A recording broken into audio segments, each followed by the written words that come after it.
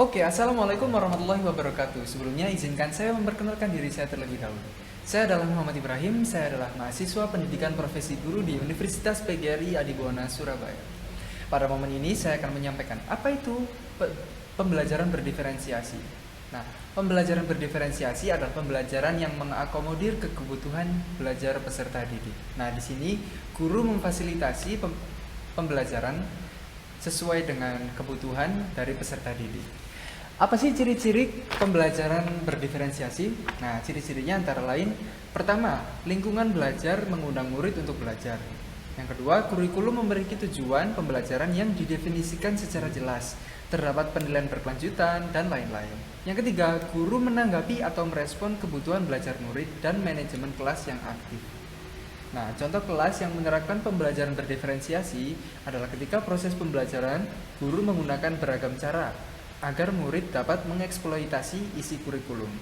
Guru juga memberikan beragam kegiatan yang masuk akal, sehingga murid dapat menjelaskan dan memiliki informasi atau ide. Serta guru memberikan beragam pilihan, di mana murid dapat mendemonstrasikan apa yang telah mereka pelajari. Contohnya, setelah guru menjelaskan sesuatu atau menyampaikan suatu informasi, murid diberi pilihan. Dia boleh mengumpulkan dengan cara memberi tulisan, infografis, video, atau yang lain sebagainya. Jadi murid memiliki kebebasan bagaimana cara ia menyampaikan apa yang telah ia dapat. Seperti itu. Nah, yang kedua, apa sih contoh keberagaman yang ada di kelas? Nah, keberagaman bisa ditimbulkan oleh beberapa hal, antara lain karena perbedaan latar belakang, perbedaan antara multiple intelligence yang dimiliki siswa, lalu bisa juga karena gaya belajar siswa. Maka dari itu, bisa dikatakan bahwa tidak ada siswa yang bodoh. Mereka hanya memiliki perbedaan dengan siswa lain, bisa dalam hal perbedaan kecerdasan. Nah, sebelum kita mengarah ke keberagaman kecerdasan, kita bahas dulu, apa itu kecerdasan? Nah, menurut David Wessler, seorang psikologis yang berasal dari Amerika, kecerdasan didefinisikan sebagai suatu kapasitas umum dari individu untuk bertindak, berpikir rasional, dan berinteraksi dengan lingkungan secara efektif. Sedangkan menurut Anita Wolfwald, beliau juga seorang psikologis yang berasal dari Amerika. Ia menuliskan dalam bukunya yang berjudul Educational Psychology. Beliau menjelaskan bahwa kecerdasan meliputi 3 hal, yaitu kemampuan untuk belajar, keseluruhan pengetahuan yang dimiliki, yang ketiga, kemampuan untuk beradaptasi dengan lingkungan atau situasi baru pada umumnya. Nah, itu adalah sekilas definisi tentang kecerdasan. Kemudian seorang psikologis yang berasal dari Amerika juga, yang bernama Howard Gardner, dia menuliskan dalam bukunya yang berjudul Multiple Intelligence: The Theory in Practice. Di situ ia menyebutkan bahwa manusia memiliki beberapa kecerdasan yang berbeda, antara lain kecerdasan linguistik. Kecerdasan linguistik adalah kemampuan untuk menggunakan kata-kata secara efektif, baik secara lisan ataupun secara tulisan. Kecerdasan ini mencakup kepekaan terhadap arti kata, urutan kata, suara, ritme, dan intonasi dari sesuatu yang ia ucapkan.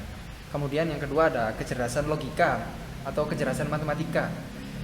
Kecerdasan ini meliputi seseorang untuk mencari solusi atau jalan keluar dengan urutan yang logis atau memecahkan suatu masalah. Seseorang yang memiliki kecerdasan matematik atau logika menyukai angka, urutan, logika, dan keteraturan. Lalu yang ketiga ada kecerdasan visual spasial. Kecerdasan visual spasial adalah kemampuan untuk mengamati dan melihat dunia visual atau gambar.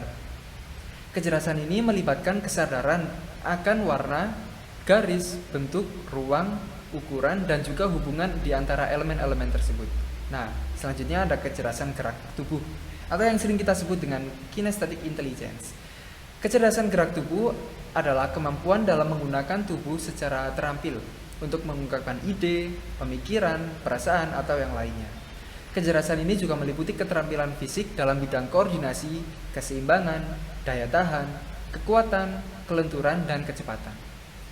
Lalu yang kelima, ada kecerdasan musikal atau musical intelligence.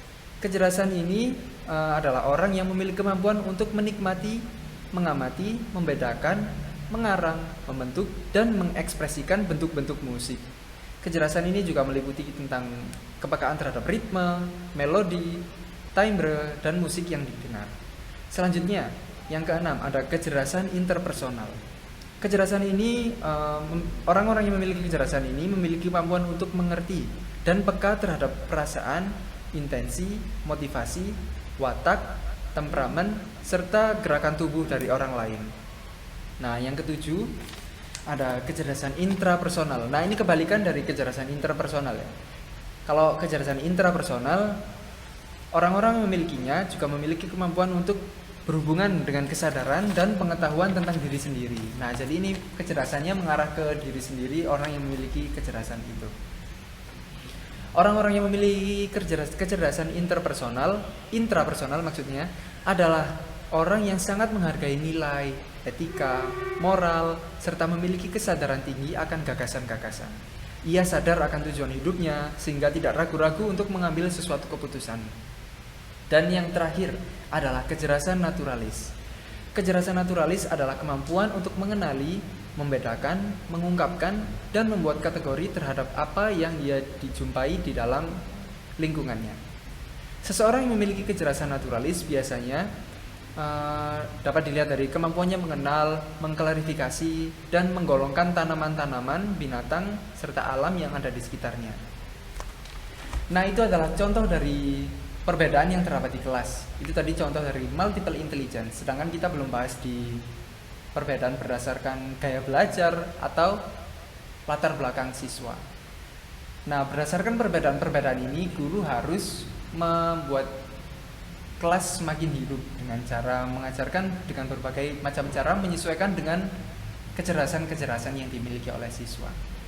Nah, saya kira sekian dari saya, sedikit tentang pembelajaran berdiferensiasi. Jika ada kurangnya mohon maaf. Sekian dari saya. Wassalamualaikum warahmatullahi wabarakatuh.